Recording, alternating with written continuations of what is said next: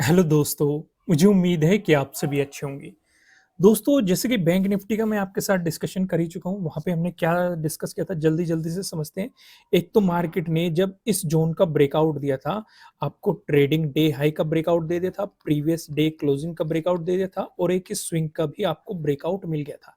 तो काफ़ी बेहतरीन एक अपॉर्च्युनिटी बनी थी, इंपॉर्टेंट रेजिस्टेंस था आपके लिए प्रीवियस डे हाई। अगर किसी ने नया ट्रेड करने की कोशिश की थी प्रीवियस डे हाई के ब्रेकआउट पे, तो वहाँ पे उसका एसएल हिट हुआ था। चीजें समझ में आई, यहां तक हमने ये डिस्कशन किया था। अब एक नजर डालते हैं निफ्टी 50 पे।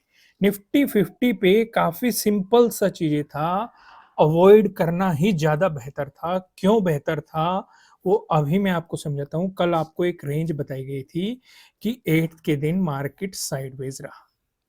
आपके साथ क्या डिस्कशन किया गया था, या तो मार्केट इस जोन को निकाले, यानी कि प्रीवियस डे हाई को निकाल दे तब अपॉर्चुनिटी मिलेगी, या फिर मार्केट प्रीवियस डे लो को निकाल दे तब नेगेटिव साइड आपको अपॉर्चुनिटी मिलेगी। इस बीच मार्केट आपको ट्रैप करने की कोशिश करेगा, या अगर अपॉर्चुनिटी भी देगा तो छोटी छोटी अपॉर्चुनिटी पे आपको काम करना पड़ेगा। वो चीजें समझनी पड़ेगी, हैवी क्वांटिटी के साथ नहीं जाना। इस बीच मार्केट साइडवेज होने की पॉसिबिलिटी ज्यादा रहेगी, जो कि आपको दिखाई दिया। अभी मैं आपको और भी चीजें एक्सप्लेन करता हूँ। जैसे ये क्या हो गया, ये होगा प्रीवियस डे हाई, ये आपका क्या हो गया, प्रीवियस डे लो। अब मार्केट की जो एक क्लोजिंग हुई, इस वाले स्विंग से ऊपर ओपन हुआ, और यहाँ पे आप देख रहे हैं ये है प्रीवियस डे क्लोजिंग।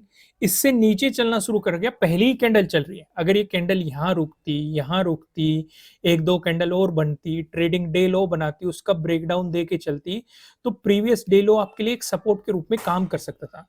लेकिन ये देखो, ये सीधी मोमेंटम दे के आ गई। तो यानी कि या तो मार्केट प्रीवियस डे लो पे देखो ये सपोर्ट लेके चली गई, पहले इसी सपोर्ट जोन में आई, ये आपको मोमेंटम दिखा दिया कि भाई यहाँ पे मार्केट अगर ट्रेडिंग डे हाई का भी ब्रेकआउट दे रहा है तो तब भी अपॉर्चुनिटी नहीं है। जैसे कि मार्केट ने यहाँ पे आपको ब्रेकआउट देने की कोशिश की है, क्योंकि ऊपर प्रीवियस डे हाई भी बैठा हुआ है। तो जब तक मार्केट में आपको प्रीवियस डे हाई का ब्रेकआउट नहीं मिलता, तब तक पॉजिटिव साइड कोई अपॉर्चुनिटी थी नहीं। ठीक वैसे ही अगर आपको प्रीवियस डे लो का ब्रेकडाउन नहीं मिलता, नेगेटिव साइड को कोई अपॉर्चुनिटी थी नहीं। यहाँ पे लास्ट टाइम में मार्केट ने इसका ब्रेकडाउन दिया, नेगेटिव साइड ब्रेकडाउन दे दिया। अब ये सिचुएशन क्या बनी, एक तो आपको लास्ट टाइम में ब्रेकडाउन मिल रहा है। लास्ट टाइम को मैं आपको हमेशा ही अवॉइड करने को कहता हूँ। लेकिन अगर किसी ने इस पे ट्रेड करने की कोशिश की होगी ना, तो उसका एसएल हिट हुआ होगा, कोस्ट टू कोस्ट निकला होगा, और प्रीमियम भी यहाँ पे कोई खास बढ़ा नहीं होगा। हालांकि लास्ट टाइम में आपको ब्रेकडाउन मिल रहा है तो अवॉइड ही करना था।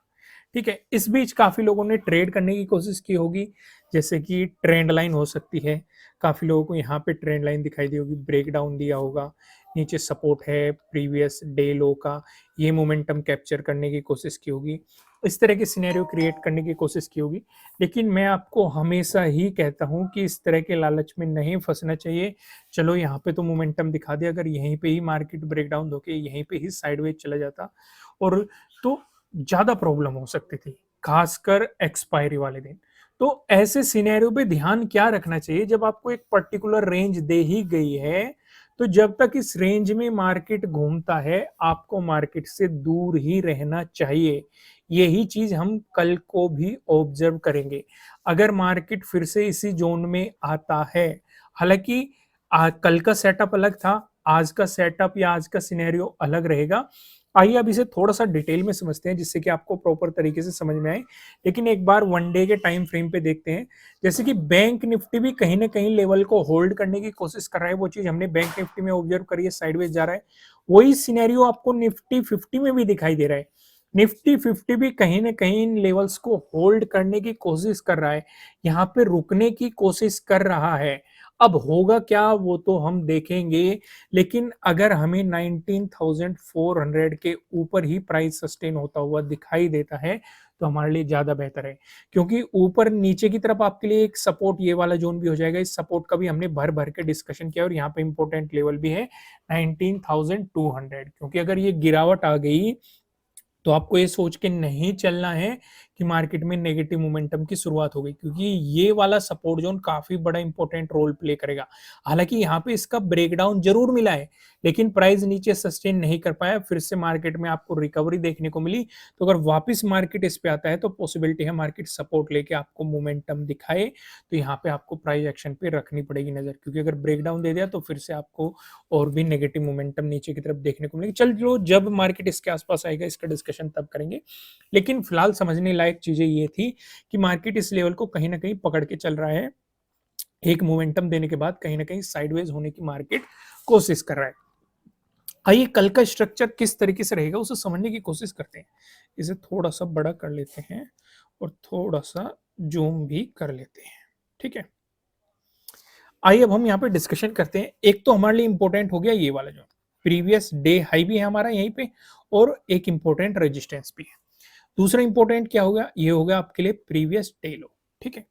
एक इम्पोर्टेंट जोन ये है जिसकी मार्केट ने आज रेस्पेक्ट की। पहले ये एक सपोर्ट के रूप में एक्ट कर रहा था, ब्रेकडाउन मिलने के बाद ये एक रेजिस्टेंस के रूप में एक्ट कर रहा है। अगर आप पीछे जाएंगे तो पीछे भी आपको ये रेजिस्टेंस के रूप में एक्ट करता हुआ दिखाई दे चुका है। यानी कि पहले एक रेजिस्टेंस था, ब्रेकआउट मिला, सपोर्ट बन गया, फिर से ब्रेकडाउन मिल गया, फिर से रेजिस्टेंस की तरह एक्ट कर रहा है। यानी कि हमें ये समझ में आ रहा है कि प्रीवियस डे क्लोजिंग से ऊपर रहना चाहिए मार्केट अगर फ्लैट ओपन होकर पॉजिटिव होता है। साथ के साथ इस वाले रेजिस्टेंस जोन का भी ब्रेकआउट मिलना चाहिए हमें और प्लस 19,400 का भी ब्रेकआउट मिलना चाहिए। अगर ये तीनों कंडीशन फुलफिल होती है तो पॉजिटिव साइड हम अपॉर्चुनिटीज ढूंढेंगे। चीजें समझ में आ गई। इंपॉर्टेंट रेजिस्टेंस बनेगा आपके लिए प्रीवियस डे हाई। समझ में आ गया, क्लियर होगा। इसका ब्रेकआउट मिलता है तो 19,500। वहीं पे अगर मार्केट फ्लैट ओपन होकर आपको नेगेटिव मोमेंटम दिखाता है, दोस्तों ये डिस्कशन करने से पहले मैं आपको बता दूं कि फिलहाल 50% ऑफ किया गया है दीपावली की खुशी में। नीचे डिस्क्रिप्शन में आपको एप्लीकेशन का लिंक मिल जाएगा। ऑफर हमने पहली बार दिया है, हम इस ऑफर को जल्द ही खत्म कर देंगे। खत्म होने से पहले उम्मीद है आप इसका बेनिफिट उठा लेंगे और सभी को दिल से थैंक यू कि काफी पॉजिटिव रेस्पॉन्स आ रहा है आप लोगों का। आइए अब हम यहाँ पे डिस्कशन करते हैं। अगर फ्लैट ओपन होकर मार्केट नेगेटिव मोमेंटम दिखाता है तो एक तो प्रीवियस डे क्लोजिंग से नीचे रहना चाहिए, साथ के साथ हमें प्रीवियस डे लो का ब्रेकडाउन भी मिलना चाहिए, तभी आपके लिए बेहतरीन मोमेंटम मिलेगा। साथ के साथ 19,400 से भी नीचे रहना चाहिए। अगर प्रीवियस डे लो का ब्रेकडाउन मिल गया तो इससे भी नीचे रहेगा, इससे भी नीचे रहेगा। इस सिचुएशन में जो आपके लिए इंपॉर्टेंट सपोर्ट की पॉसिबिलिटी रह सकती है, 7th का डे लो आपके लिए काफी इंपॉर्टेंट लेवल के रूप में काम कर सकता है। वहीं पे अगर आपको गैप अप ओपनिंग मिली, दोस्तों गैप अप ओपनिंग का डिस्कशन करने से पहले मैं आपको बता दूं आपके लिए किसी भी तरह का ना तो कोई बाय रिकमेंडेशन है ना ही कोई सेलिंग रिकमेंडेशन है। ये जस्ट एजुकेशनल पर्पज से बनाई गई एनालिसिस वीडियो है। इन्वेस्ट करने से पहले आपको अपनी रिसर्च करनी है, अपने इन्वेस्टर की सलाह लेनी है, क्योंकि प्रॉफिट भी आपका होने वाला है, लॉस की जिम्मेदारी भी आपको अपने आप लेनी है। अगर मार्केट आपको गैप अप ओपनिंग देता है तो आपको सिर्फ ये देखना है कि ये प्रीवियस डे हाई से कितनी दूर या कितनी नजदीक दे रहा है। अगर इसी के आसपास आपको गैप अप ओपनिंग दे दी तो ट्रेड मत करना। यहाँ पे ज्यादा बेहतर ये है मार्केट टाइम स्पेंड करके अगर ब्रेकआउट दे रहा है तो पॉजिटिव साइड अपॉर्चुनिटी हो सकती है, लेकिन अगर मार्केट सीधे सीधे ब्रेकआउट दे रहा है तो हो सकता है एक बार इसे रीटेस्ट करने आए, बेहतरीन सा प्राइस एक्शन बनाए, तब अपॉर्चुनिटी ढूंढने की कोशिश करना। यहाँ तक क्लियर हो गया। अगर मार्केट इस जोन में गैप अप ओपनिंग दे दे, जैसे कि हम देख रहे हैं कि काफी दिनों से रेजिस्टेंस की थ्रेट कर रहा है, काफी दिनों से नहीं 2 दिन से रेजिस्टेंस की थ्रेट कर रहा है, 8 9 को पहले भी कर चुका है, लेकिन हम नजदीकी बात कर रहे हैं। अगर यहाँ से रिजेक्शन दिखाए तो आपके लिए सपोर्ट बनेगा प्रीवियस डे क्लोजिंग पे। वहीं पे अगर मार्केट आपको गैप डाउन ओपनिंग दे देता है, गैप डाउन ओपनिंग का सिनेरियो क्रिएट करता है, इस केस में हम फोकस करेंगे प्रीवियस डे लो पे। अगर मार्केट प्रीवियस डे लो के आसपास ही आपको गैप डाउन ओपन होकर ब्रेक डाउन दे तो नीचे पता है आपकी सपोर्ट की पॉसिबिलिटी क्या है, 7th की डे लो के आसपास आपकी सपोर्ट की पॉसिबिलिटी हो सकती है। लेकिन अगर मार्केट ने 7th के ही डे लो के आसपास गैप डाउन ओपनिंग दे दी तो यहाँ पे आपको ध्यान ये रखना है कि अगर मार्केट ट्रेडिंग डे हाई का ब्रेकआउट देके मोमेंटम देने लग गया तो यहाँ से बेहतरीन सी पॉजिटिव अपॉर्चुनिटी क्रिएट हो सकती है। मार्केट कहीं ना कहीं ट्रेंड में वापस जाने की कोशिश कर सकता है। जिन्होंने कोर्स किया है वहां पे मैंने एक सेटअप समझाया हुआ है कि अगर ट्रेंड अपवर्ड है, गैप डाउन ओपनिंग मिलती है, ट्रेडिंग डे हाई का मार्केट ब्रेकआउट दे रहा है, तो उस सिचुएशन पे मार्केट उस गैप को फिल करने की प्रोबेबिलिटी बढ़ जाती है, क्योंकि मार्केट उसी ट्रेंड में जाने की वापस कोशिश करता है। तो चीजें क्लियर हो गई। मैं लास्ट में फिर से याद दिला दूं कि 50% का ऑफ जल्द ही खत्म कर दिया जाएगा। वीडियो को लाइक करना, कमेंट करके बताना एनालिसिस कैसे लग रहे हैं। फिर मिलेंगे किसी नेक्स्ट वीडियो में किसी अच्छे कंटेंट के साथ। Thank you.